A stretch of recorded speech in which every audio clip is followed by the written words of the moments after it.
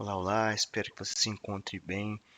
Vamos seguir para nosso bloco 5 da aula 9 sobre Geografia Agrária e Conceitos. E no último bloco terminamos falando sobre eu chamei de vocabulário aqui, né, de alguns tipos de agrotóxico, tipos de fertilizantes, tipos de máquinas agrícolas, especialização de culturas.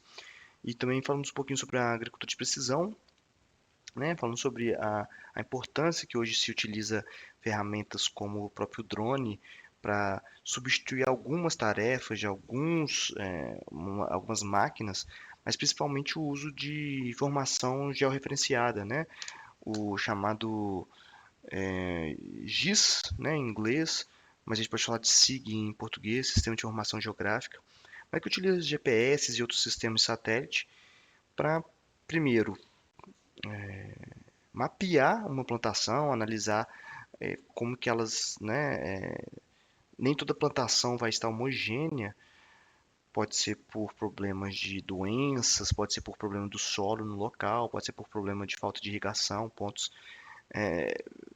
Imagine só plantações ali em áreas mais planas, com mais de 100 hectares, uma só lavoura.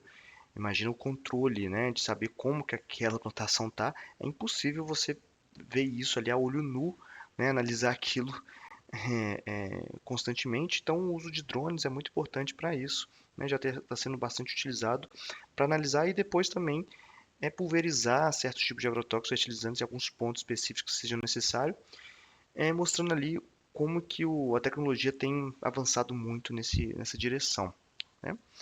E tem se chamado isso aí de agricultura de precisão, né, pelo próprio nome, né, precisão, principalmente pelo uso de mapeamentos utilizando informação geográfica. Mas lembrando que não é só o drones, né? A gente relaciona muito a essa ferramenta, mas pode utilizar outras ferramentas desde que tenha ali um sistema geográfico bem preciso, já também pode entrar nessa ideia de high-tech, né, da agricultura. Mas vamos lá, vamos seguindo. Aqui a ideia também é trazer mais conceitos, vocabulários, processos que podem ajudar tanto a identificar, né, uma palavra ali, algum processo que possa aparecer no exame, mas também te dá vocabulário, te dá mais condições de preparar até uma aula também, uma prova escrita, né? Então, assim, é importante é importante mostrar muito conhecimento em relação a cada processo diferente um do outro, né? Não utilizar, por exemplo, um só tipo de processo. Por exemplo, nós vamos ver aqui sobre desertificação, nós vamos ver que tem uma diferença entre desertificação e aeração. Isso é importante porque mostra que você tem ali domínio sobre o assunto, né? Então aqui a ideia é falar sobre isso, esses impactos atingir o solo. Aí nós temos aqui, por exemplo, a lixiviação, né? Lixiviação. O que que é? É a varredura dos nutrientes minerais leves pela ação da água. A lixiviação não é a mesma coisa que erosão, por exemplo, né? Argumentando aqui sobre a importância de saber diferenciar os processos. Lixiviação tem a ver com essa, como diz, né, a varredura, essa limpeza do solo que empobrece esse solo, né? Ao longo do tempo. Eu coloco até inclusive essa ilustração de um café sendo coado, porque é quase que exatamente igual o processo.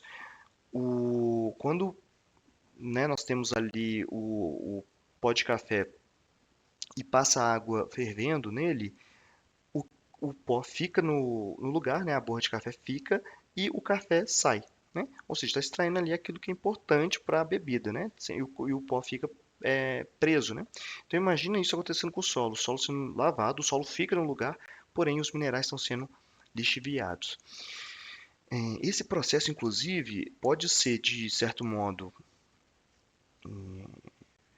intensificado pela ação humana, que aí nós podemos citar o processo de irrigação excessiva, né, os tipos de irrigação, inclusive, mas também é um processo natural. É um processo natural que ocorre através da infiltração da água da chuva. E essa lixiviação é responsável, inclusive, pela característica do latossolo do Cerrado brasileiro.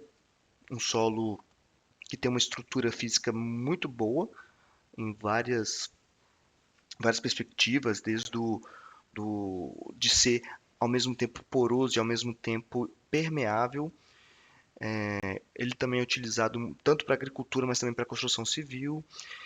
Mas umas características dele é por ser ácido por conta do alumínio. Então, no processo de lixiviação, acabou tornando ele mais ácido, né? Nos processos aí, a gente não precisa de entrar nesses detalhes do como que esse processo ocorre, mas é importante também ver que isso é um processo natural. Inclusive, aquilo que muito se fala sobre o solo amazônico não ser um solo tão nutritivo, né? Não ter tantos nutrientes, é verdade, uma vez que a lixiviação lá é um processo muito constante por conta da quantidade de chuvas que caem no local, né, que precipitam no local. Então, tá aí esse conceito que é muito importante ter ele em mente, lixiviação. A aração do solo, nós já falamos sobre isso, né, sobre um manejo agrícola de revirar o solo para poder utilizar, como se fosse eu brinquei, né, no bloco que eu falei sobre isso, que é como se fosse uma rotação de culturas verticalizada, né? Usa o solo, essa camada de cima, depois revira para usar a outra parte. Mas é mais do que isso, é necessário para soltar as raízes, é necessário para poder comportar ali a semente que vai ser plantada. É um é utilizado pela agricultura, mas hoje, por exemplo, nós já temos outros tipos de manejo que substitui a aração e não degrada, porque o solo, querendo ou não, ao arar o solo, está destruindo a estrutura física dele e acabando expondo mais ele às ações intempéries, como, por exemplo, a chuva, vento e sol. Isso acaba contribuindo muito para o processo de erosivos, né, processo de empobrecimento biológico do solo também. É, uma substituição dessa que nós vamos ainda falar nesse bloco é o plantio direto, né, que é um outro tipo de manejo que, por exemplo, evita esse revolvimento do solo tão intensivo assim. Então, passando para o próximo, compactação. Olha, compactação gera muita dúvida, gera muita confusão. Compactação do solo, olha lá, ocorre pelo pressionamento de sua estrutura. Então, tem ali o solo, que tem a sua estrutura física, é, né, talvez mais poroso, talvez mais permeável, e ao compactar, né, retira os espaços vazios ali que podia ter de ar, ou até mesmo reduzindo, né, mesmo a distância entre a granulometria, os grãos ali do solo, diminuindo sua porosidade, mas também sua permeabilidade. Isso leva à diminuição da capacidade de infiltração de água e, consequente, maior erosão. Isso aí é algo que confunde muito, porque ao se compactar, a ideia é de que o solo vira ali uma espécie de cimento, né? Portanto, mais rígido. Mas olha só, quando é compactado, primeiro ponto, ele não é, ele não, ele fica pouco favorável para o crescimento de plantas. Ou seja, vai ficar um solo sempre exposto, né? Se nenhuma planta cresce ali, se nenhum que seja uma gramínea, por exemplo, cresce ali, é um solo que vai ficar permanentemente exposto. Outro, ao compactar, não evita que o solo continue frágil, né? Na verdade, isso fragiliza mais o solo. Ou seja, ao chegar uma chuva, a água vai. É um pouco antagônico isso, é um pouco paradoxo. Mas que a chuva não infiltra no solo, mas ao mesmo tempo, o que acontece? A água toma velocidade e escorre. Ao escorrer, leva partículas do solo consigo. Então, na verdade, a compactação eleva a erosão e não torna o solo mais forte, como poderia se imaginar, né? Isso acontece muito em áreas de pastagem, áreas de muito uso de máquinas agrícolas pesadas, né? Nessa imagem, por exemplo, é uma área em que o gado, né, é de cultivo extensivo, mesmo sendo solto, né, em algum local específico ele está concentrado, seja por uma passagem de um rio, seja próximo ao bebedouro. Isso faz a compactação e a ideia é que a tendência, desculpa, é de que aquele solo perca mesmo a sua capacidade de estrutura física e acaba se erodindo e tornando outros problemas ambientais a partir disso. Outra questão também é a queimada. A queimada, acredito que nós vamos falar melhor sobre isso na próxima aula, na aula 10, mas a queimada é muito utilizada para nos canaviais, né? O cultivo manual, a colheita manual dos canaviais, por muito tempo foi utilizada a queimada para facilitar esse, né, esse corte da cana, mas também para o transporte, enfim.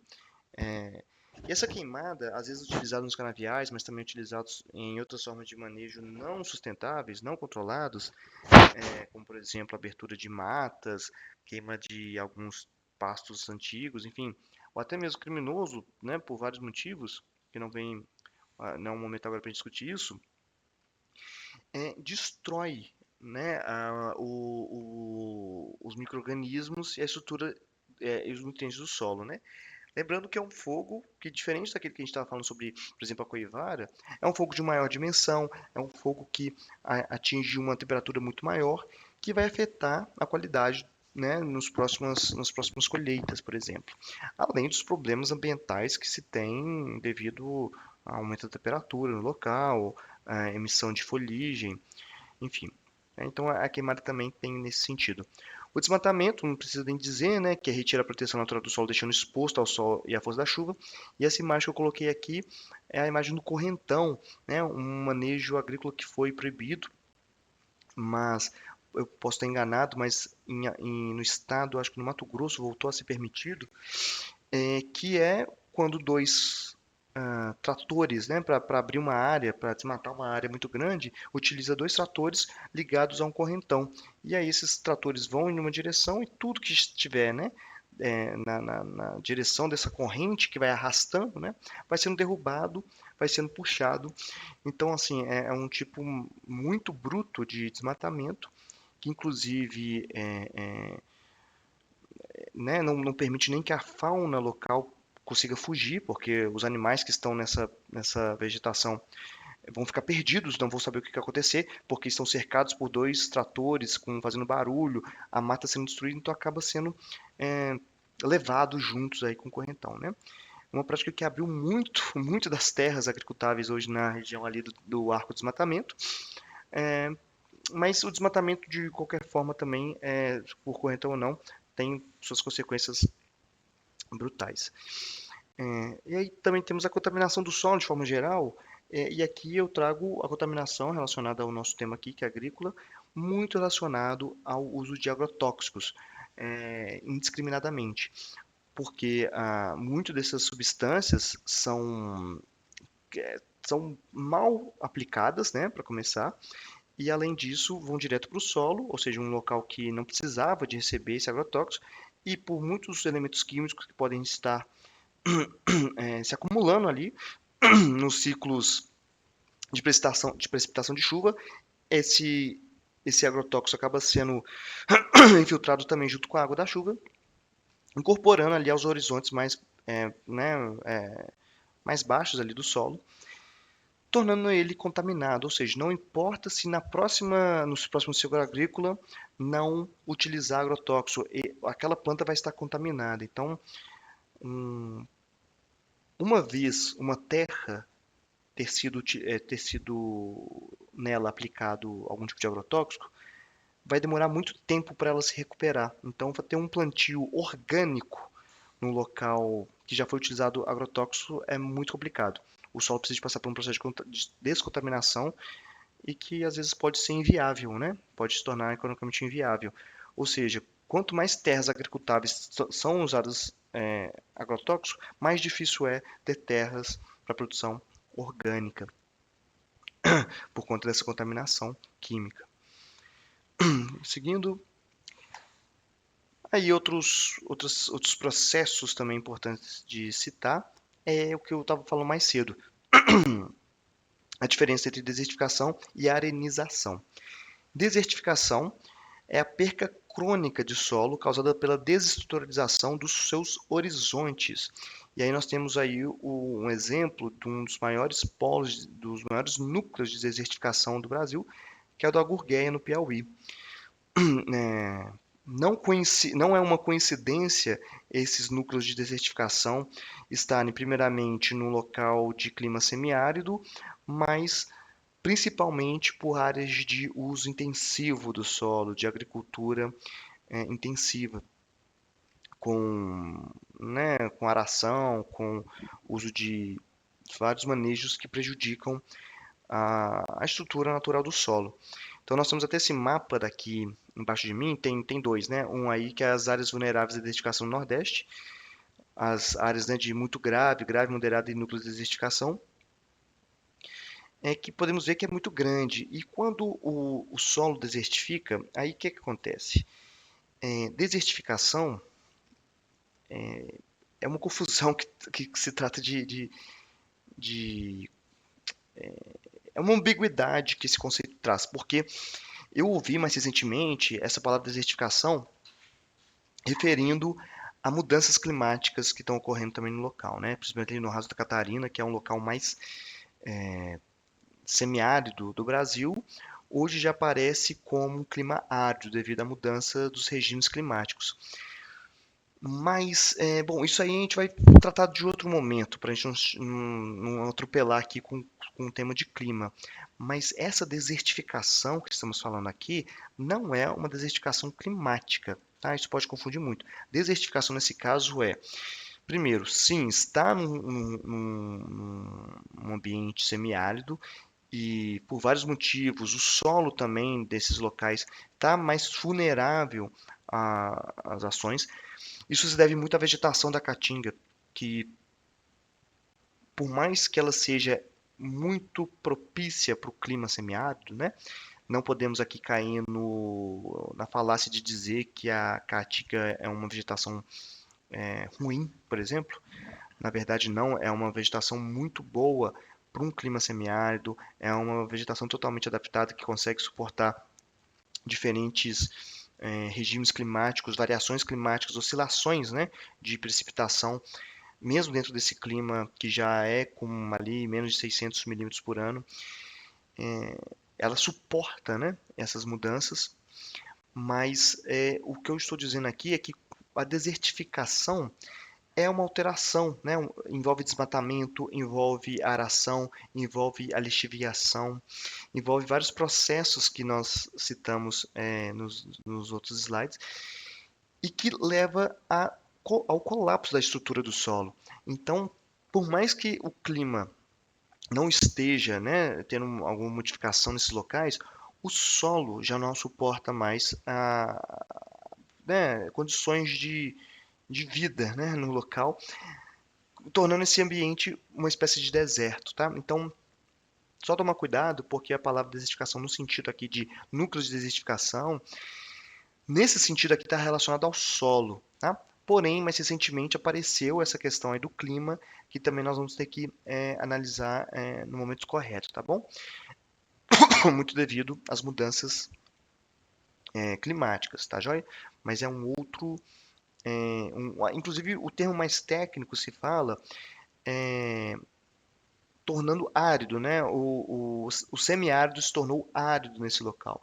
E o deserto, né, a desertificação se relaciona ao solo.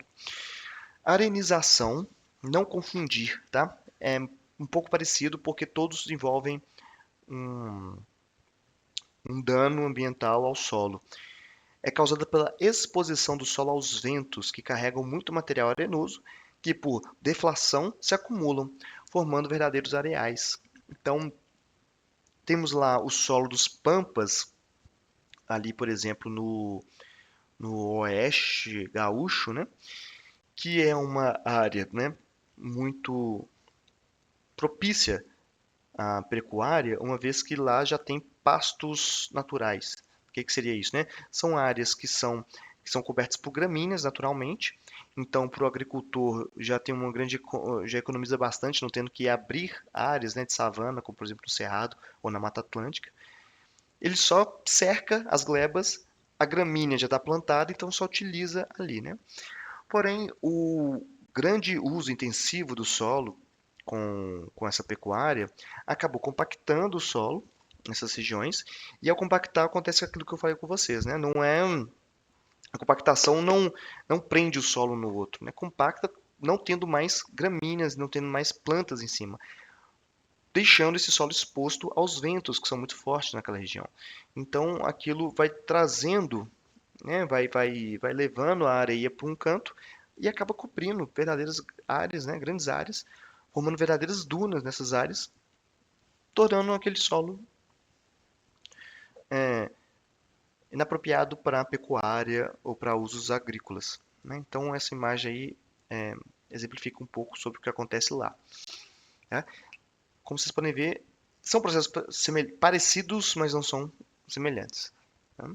E aí nós temos inclusive um mapa aqui também embaixo dessa área aí da campanha gaúcha. Outro processo também que gera muita dúvida é a salinização, tá? É um processo complexo, como eu coloquei ali, né, que afeta a aptidão do solo, que pode torná-lo infértil e pode ser causado por. Aí nós vamos entender a salinização a partir desses três processos diferentes. Um, que seria a irrigação mal sucedida, que faz acumular sais solúveis como sódio, magnésio e cálcio. O que seria isso? Poxa, são várias formas. Eu vou tentar explicar o que é o mais comum. O uso da água de irrigação geralmente vem de poços artesianos. E mesmo que não venha de poços artesianos, também pode acontecer, tá? Mas vamos considerar aqui os poços artesianos para ficar mais didático. A água que vem nesses poços não são, não é uma água, como posso dizer, destilada, né? Como vocês já devem saber, os sais minerais, né, que estão abundantemente acumulados no mar, né, na verdade vêm do solo, das rochas, né? O processo milenar, multimilenar, de milhões de anos de água que vem dos oceanos, que vão para o mar, do mar precipita, a água precipita, mas o sal fica, né, no oceano, isso faz com que o oceano fique mais salgado, mas os sais vêm do continente, né? Por isso que eu costumo dizer, é, né, assim, sendo autorizado como professor de geografia de ser chato nesse sentido, é que eu falo, olha, se a gente for usar os termos técnicos, a água do rio não é doce. Primeiro porque não é doce de fato, né? Mas também é uma água com pouco sal. É tão pouco sal que nós, né, ao experimentarmos essa água, não que eu esteja recomendando ninguém fazer isso, né? Não é uma água salgada, mas é uma água que tem pouquíssimo sal. Esse sal acumulado no mar tem né, acaba ficando bastante salgada. Mas o que eu quero dizer é que esses sais que a gente não está sentindo vêm desses locais, né? E os poços artesianos geralmente têm muito desses sais e são lançados nas lavouras e às vezes mal sucedido, porque eu falo mal sucedido, porque em abundância. Muito se perde, né, dessa irrigação feita com pivô central, por exemplo. Enfim, as formas de irrigação geralmente desperdiçam muita água, né? Se não for formas muito sustentáveis, e uma delas seria, por exemplo, o gotejamento, há um desperdício enorme. E o que eu quero dizer é que essa água, pensa, uma irrigação que é feita, por exemplo, todos os dias, aquela água com pouquíssima quantidade, mas que tem sal, evapora e o sal fica, evapora e o sal fica. Então imagina um uso intensivo do solo ali sendo irrigado várias vezes, esse sal vai se acumular. E em algum momento, né, que não vier uma chuva ali para poder. Mesmo que a chuva venha, né, esse sal pode não ser levado embora, não pode ser lixiviado ou carreado, então fica lá. Então é uma forma de salinização que ocorre por conta disso, tá? Espero que eu tenha conseguido ser claro aqui em relação a como que isso acontece pela irrigação. Mas outras formas de acontecer é essa daqui, ó, pelo colapso de reservatórios. Deixa eu me retirar aqui para enxergar. Então a gente tem ali reservatórios de água, principalmente ali no semiárido brasileiro, que é muito comum esses reservatórios colapsarem. Não é ideal, não é bom, tá? Não é uma coisa. É algo que poderia, assim, de certo modo, ser evitado se não fosse o uso tanto dessa água. Por quê? Porque ao colapsar um reservatório, é, pode fazer com que os sais que estão no solo, que estão nas rochas, subam para a superfície, tornando aquela água imprópria. Como assim? Quando se faz um açude, que é muito comum, foi uma política de combate à seca, e esse nome combate à seca, nós vamos ter que falar melhor sobre isso mais para frente, né? a respeito aprofundando mais sobre o semiárido, sobre o Nordeste brasileiro, foi um paradigma que guiou muito e ainda guia, de certo modo, ao entendimento do semiárido e a vida, né, no semiárido. Hoje, por exemplo, o paradigma que está sendo mais defendido é a convivência com o semiárido, e não o combate à seca. Mas o combate à seca criou muito, né, esse paradigma de combate à seca foi originou muitos açudes como uma forma de enfrentamento, né, dessa escassez de água no local. E esse açude, quando você faz um açude, essa água, né, que é acumulada, ela está ali acumulada, ok, mas ela também está sendo pressionada para baixo, né? Então a água entra no lençol freático e tem contato ali com as rochas, com o solo. Aquela água que está em contato com o solo está passando por um processo de intemperismo químico, que é a dissolução dessas rochas, desses minerais na água. Se o açude não entra em colapso, aquela água que está se dissolvendo na rocha, está dissolvendo no solo ali, retirando esses sais, fica ali no lugar e não há uma contaminação. Porém, ao colapsar, ou seja, quando o açude seca, na medida que ele vai secando, vai perdendo peso, aquela água que está embaixo vai ganhando força para subir. E aí, se ele seca, essa água tende a subir à superfície, trazendo esses sais para a superfície. Então, no segundo momento ali que chover e o açude se enche de novo, pode já estar com muitos sais. Imagina esses vários ciclos ocorrendo isso, acaba deixando os açudes sem condição de uso, né? Então, tem esse problema também. E por fim, para finalizar, o último processo de salinização é a exploração de águas subterrâneas, principalmente próximos às foz de rios. Então, mentira, não é só isso, desculpa. Na verdade, o uso de qualquer água subterrânea pode causar isso. No momento em que se utiliza muito a água de rios, utiliza muito a água subterrânea, muitos rios podem perder a força. Ou seja, o rio que está lá em contato com o mar perde a força, perde a vazão, e naquele contato entre rio e mar, o rio começa a perder força e ser empurrado para dentro do mar. Desculpa, ao contrário, o mar começa a empurrar o rio para dentro, retornando, né? Então, se você está próximo à foz de um rio, que antes tinha água ali doce, né? Pelo fluxo do rio tinha água doce, na hora que o mar entra, torna aquilo tudo salgado. Tudo bem que isso em algumas regiões acontece naturalmente, mas com os rios ficando mais fracos, o mar tem avançado mais sobre essas foz. E aí acaba acontecendo que não só o rio que fica salgado, mas também a água subterrânea fica salgada. Então, muitos vilarejos que ficam próximos desses locais acabam ficando sem água, porque aqueles poços que antes eles utilizavam, né, poços artesianos ou tubulares que eram utilizados para abastecimento local, ficam insalubres. Então é outro processo de salinização da água. Tá joia? Pessoal, próxima aula nós vamos finalizar o bloco, a aula 9, falando sobre tipos de agricultura, manejos falar sobre o orgânico, o agroecológico, e finalizar falando, desmistificando algumas coisas sobre o rural. Tá bom? Até lá!